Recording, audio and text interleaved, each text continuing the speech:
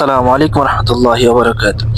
গত ভিডিওতে আপনারা দেখেছিলেন আমি চট্টগ্রাম এসে পৌঁছেছিলাম 8:15-তে, ঠিক 8:18-তেই আমি আবার ঢাকার উদ্দেশ্যে ব্যাক করার জন্য রওনা দিই। সেই কারণে আমি টিকিট কেটেছিলাম স্টার লাইনে। স্টার লাইনে আমার চট্টগ্রাম থেকে ফেনী ভাড়া নিয়েছিল 200 এবং সেটি ছিল এসি বাস। যদিও সামনে সিট না থাকায় আমি পিছনে এসে বসতে হয়েছে, আর গাড়িতে ওঠার সাথে সাথেই গাড়ি ছেড়ে দিয়েছিল। সেক্ষেত্রে এসি বাসে উঠে আমি কিছুটা হতাশ হয়েছি, কেননা এসি বাসে স্পিড ছিল একেবারেই কম। যে জায়গায় চট্টগ্রাম থেকে ফেনী আসতে সময় লাগে 1 ঘন্টা 40 মিনিট, সে জায়গায় আমাদের সময় লেগেছিল 2 ঘন্টারও উপরে। যাই হোক, আমি সবসময় বলি আমার ভাগ্যে শুধু ভেলকা জোটে।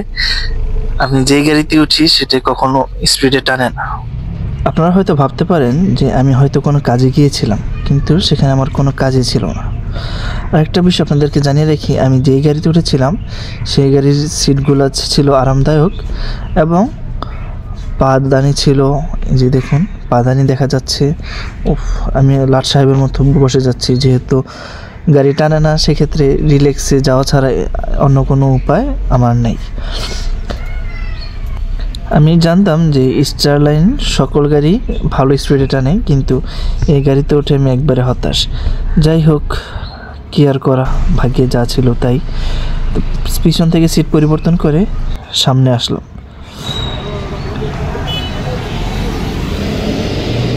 এখন বাজে 10:28, 5 মিনিট আগে চট্টগ্রাম থেকে আসলাম। এখন আবার স্টার লাইনে টিকিট কাটছি ঢাকার উদ্দেশ্যে। এই যে আমরা এই গাড়িতে করেই ঢাকার উদ্দেশ্যে ফেনী মহিপাল থেকে রওনা করব। আমাদের গাড়ি ছিল রাত 10:30টার দিকে। চলুন কথা না বাড়িয়ে আমরা এবার গাড়ির দিকে যাই, গাড়ির ভিতরে উঠে আপনাদেরকে ভিতরটা দেখানোর চেষ্টা করি। গাড়িতে ওঠার পর দেখতে পেলাম যে গাড়িতে আরও যাত্রী রয়েছে, সে কারণে ভিতরের অংশের ভিডিও আমি করলাম না, চাই না কারো কোনো সমস্যা হোক। আলহামদুলিল্লাহ, আল্লাহর রহমতে এই গাড়িটা মোটামুটি ভালোই টানছিল। আলহামদুলিল্লাহ, মোটামুটি ভালোই একটা ফিল পাচ্ছিলাম। চলুন আমরা একটু গর্জন শুনে নিই।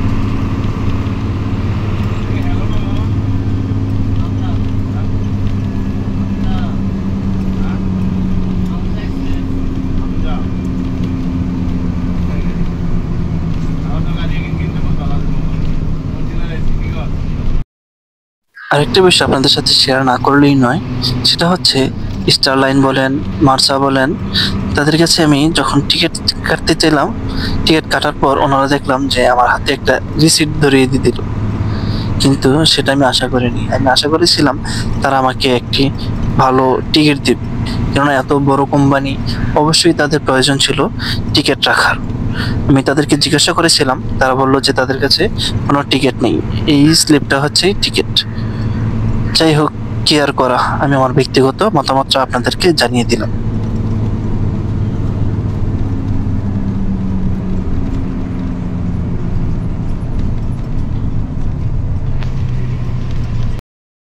এই যে দেখুন, এই গাড়ির কি সুন্দর গর্জন, কি সুন্দর আওয়াজ, ইঞ্জিন। কিন্তু আমি যখন মার্সায় উঠেছিলাম সেটার কোনো ফিলিংই পাচ্ছিলাম না, যে আমি 1G গাড়িতে উঠেছি, গাড়িটা নতুন, সেরকম কোনো ফিলিংই ছিল না। যাই হোক, আলহামদুলিল্লাহ, ইচ্ছা ছিল মার্সায় উঠেছি।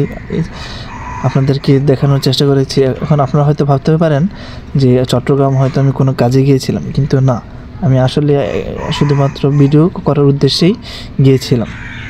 আপনারা দেখুন, আমি 8টা 13তেই 15তেই গিয়ে নেমেছিলাম এবং 18তে আমি গাড়িতে উঠে ব্যাক করেছি।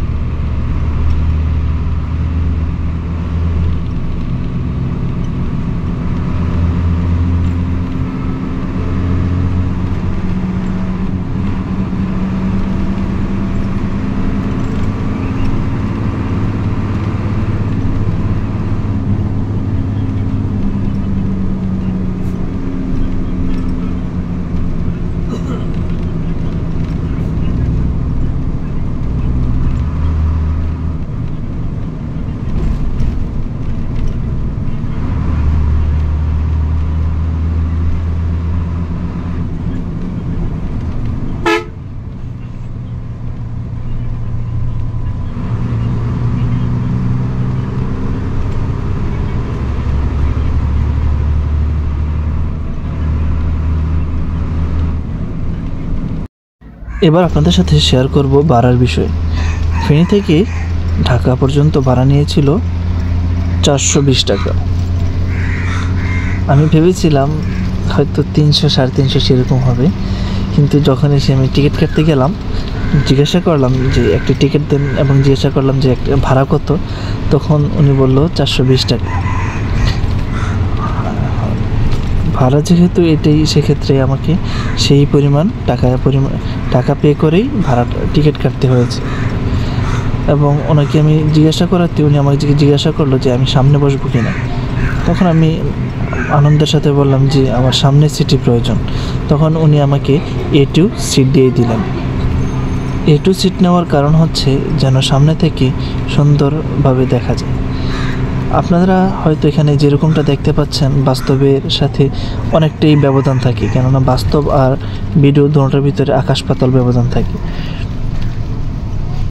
ইনশাআল্লাহ যদি আপনারা আমাকে সহযোগিতা করেন, আমি আপনাদেরকে নিয়মিতই ভিডিও দিয়ে যাব, এবং আমি যেহেতু দেশের বাইরে থাকি ইনশাআল্লাহ চেষ্টা করব সেখানেও আপনাদেরকে ভালো কিছু দেখানোর জন্য। কিন্তু তার জন্য আমার আপনাদের সাহায্য প্রয়োজন। যদি আপনারা সাহায্য না করেন তাহলে আমি এই প্ল্যাটফর্মে আগাতে সক্ষম হব না।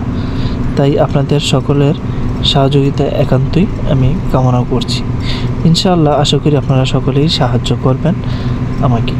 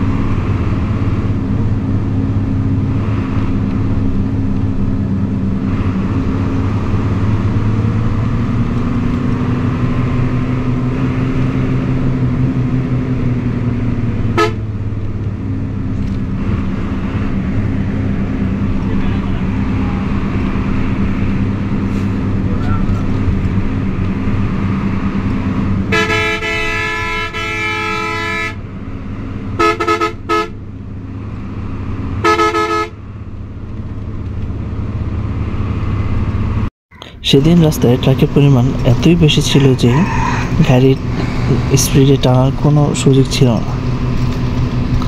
শুধু রাস্তায় ট্রাক আছিল অনেক পরিমাণ। বাস তো আমরা দেখি নাই বললেই চলে, ট্রাকের পরিমাণ ছিল অনেক।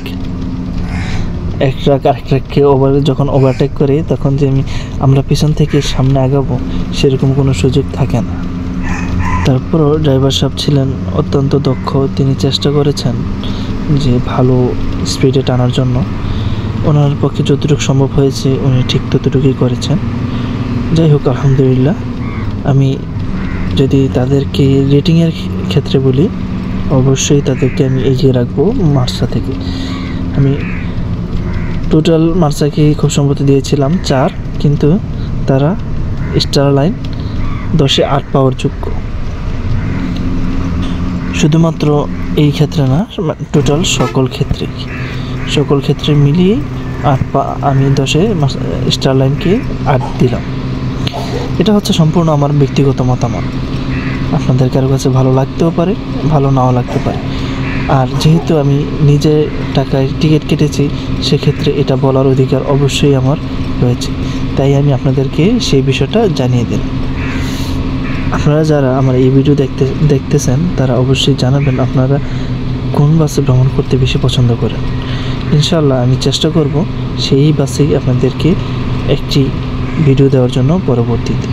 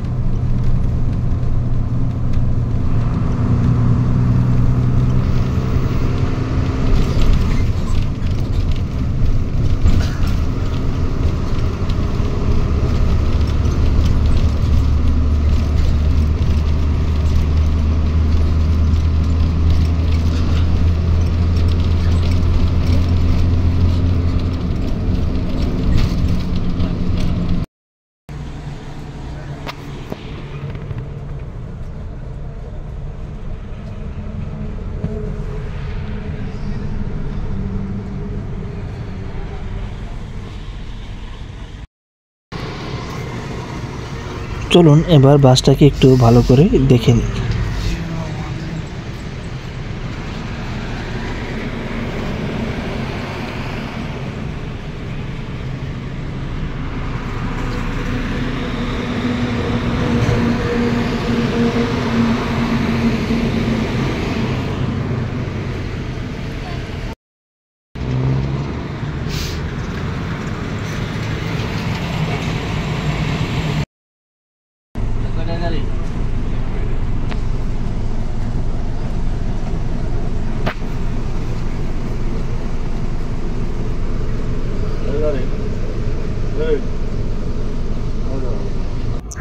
হোটেল বিরতি শেষ করে আমাদের গাড়ি ঢাকার উদ্দেশ্যে আলহামদুলিল্লাহ রওনা করেছে।